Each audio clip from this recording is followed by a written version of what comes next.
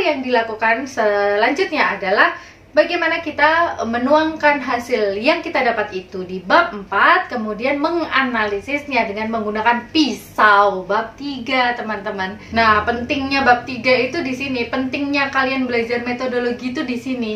Mana pisau yang tepat untuk mengolah data, menganalisis data.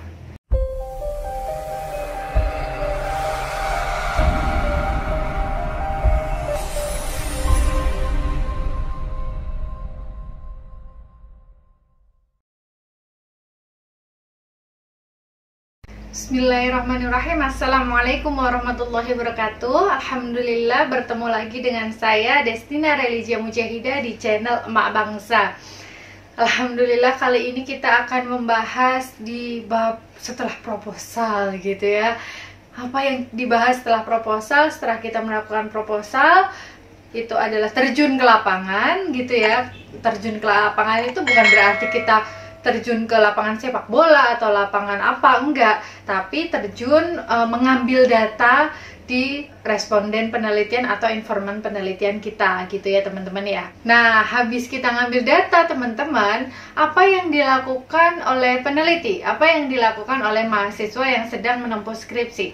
Berarti hal yang dilakukan setelah dia ngambil data otomatis adalah menulis bab 4 gitu ya. Jadi bab 4 itu berisi tentang apa yang sudah kita dapatkan dari lapangan, kita tuangkan di bab 4 itu gitu. Nah, tidak lupa setelah kita menuliskan apa yang sudah kita dapat di lapangan, kita juga melakukan analisis. Analisisnya pakai apa? Pakai bab 3 gitu loh.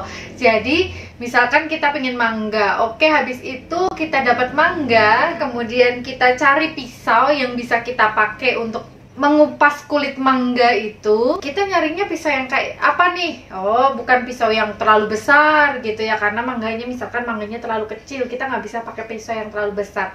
Kita juga tidak bisa menggunakan pisau yang bergerigi, karena pisau yang bergerigi itu adalah pisau yang digunakan untuk memotong daging. Kita pakai pisau yang kecil aja, orang mangganya kecil, kita pakai pisau kecil. Nah, sama juga dengan ketika kita terjun ke lapangan. Kalau kita sudah terjun ke lapangan, datang ke responden kita, datang ke informan kita, habis itu hal yang dilakukan selanjutnya adalah bagaimana kita menuangkan hasil yang kita dapat itu di bab 4, kemudian menganalisisnya dengan menggunakan pisau bab 3, teman-teman. Nah, pentingnya bab 3 itu di sini, pentingnya kalian belajar metodologi itu di sini. Mana pisau yang tepat untuk mengolah data, menganalisis data. Jadi kalau kalian nggak tahu pisau mana yang dipakai untuk ngupas mangga, pisau mana yang digunakan untuk ngiris daging, ya kalian nggak bakalan bisa mengolah makanan itu dengan sempurna gitu ya teman-teman ya. Jadi bisa dipahami sampai sini urgensi dari mempelajari metodologi itu salah satunya untuk menganalisis bab 4, teman-teman. Nah, kemudian apa saja sih yang harus ada di bab 4 itu? Jadi kalau tadi saya mengatakan bahwa di bab 4 itu kita harus dapat menyajikan data dan juga mengolahnya atau menganalisisnya. Apa saja yang harus ada di bab 4? Yang pertama adalah gambaran umum lokasi penelitian dan bagaimana karakteristik responden atau informan kita. Karena apa? Karena manusia itu ya, seperti yang sudah kita ketahui bersama bahwa manusia itu adalah makhluk sosial, bahwa manusia itu adalah makhluk yang sangat terikat atau sangat tergantung pada konteks di mana dia berada, sangat dipengaruhi pola pikirnya, perasaannya dan lain sebagainya itu dari lingkungan sosialnya, bagaimana kondisi lingkungan sosialnya, bagaimana dia berbudaya, bagaimana dia beragama, itu akan sangat mempengaruhi dirinya dia.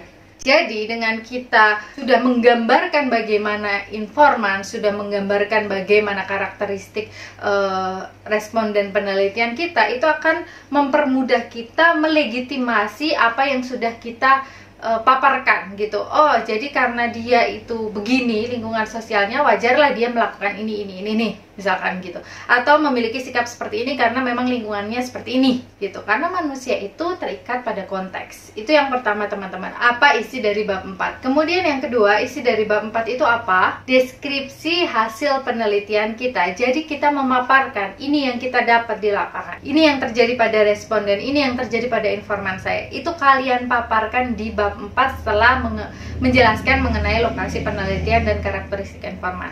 gitu ya. Kemudian hal yang ketiga, hal apa yang harus ada di bab 4 adalah kita dapat mereduksi data dan juga dapat menarasikan data. Jadi mana data yang dipakai, mana data yang dibuang, baik penelitian kualitatif maupun penelitian kuantitatif gitu ya teman-teman ya. Jadi mana yang dipakai, mana yang nggak dipakai, mana yang dibuang, mana yang penting, mana yang enggak, itu kita paparkan di tahap berikutnya, di tahap yang ketiga. Dan kita harus dapat melegitimasi apa yang sudah kita paparkan itu secara rasional gitu.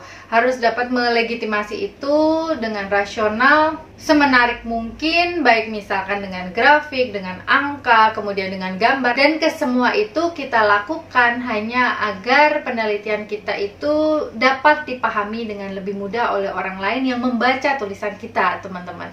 Nah, kemudian bagaimana dong caranya untuk dapat melegitimasi itu? Bagaimana kita dapat melegitimasi apa yang sudah kita narasikan itu menjadi sesuatu yang dianggap rasional, kemudian dianggap ilmiah gitu ya. Bagaimana caranya? Caranya adalah dengan kalian banyak baca jurnal atau artikel jurnal yang sesuai dengan penelitian kalian. Jadi kalian itu minta dorongan dari peneliti lain yang memiliki topik peminatan yang sama, yang membahas tentang hal yang sama atau memiliki kesamaan tema penelitian gitu. Karena si X itu ngomong begini, jadi ya wajarlah memang hal itu terjadi bla bla bla bla bla gitu. Jadi kalian itu harus dapat mencari artikel jurnal yang itu bisa nge-push kalian, memperkuat argumen yang sudah kalian paparkan dalam analisis kalian, teman-teman. Karena apa? Karena masih mahasiswa S1, butuh itu, butuh dorongan, butuh legitimasi dari orang lain, butuh dikuatkan oleh orang lain atau peneliti lain yang sudah melakukan penelitian sejenis atau tema yang memiliki kemiripan dalam tema atau topik penelitian gitu ya teman-teman ya. Nah, itu tadi adalah hal yang harus ada dalam bab 4. Kemudian, hal apa yang harus diperhatikan teman-teman? Yang pertama adalah kalian harus membuat bab 4 itu semenarik mungkin. Kayak tadi dengan gambar, dengan grafik, dengan angka, dengan tabel misalnya. Kalian harus buat itu semenarik mungkin. Dan yang perlu diingat adalah bukan mengerjakan skripsi bab 4 itu sebanyak-banyaknya, tapi memang harus kita kerjakan sebaik mungkin mana data yang harusnya dibuang, yang harusnya nggak berbanyak-banyak, nggak bertumpuk-tumpuk itu, tapi kita ambil data yang penting, mana yang enggak gitu ya.